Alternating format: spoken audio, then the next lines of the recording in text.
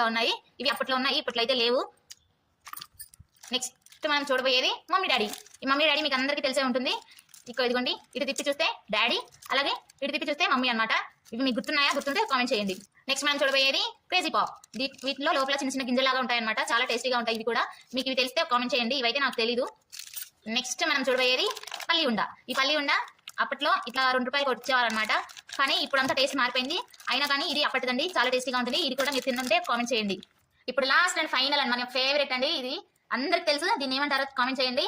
దీన్నైతే ఇవేంటో మీకు తెలిస్తే కామెంట్ చేయండి. నాకైతే పేరు సరిగ్గా గుర్తులేదు, తిమ్మిరి పిల్లలు అన్నట్లు గుర్తు నాకు. ఇవి ఒకసారి తిప్పుదాము. చిన్నప్పుడు బాగా తిప్పేవాళ్ళం అనమాట వీటిని.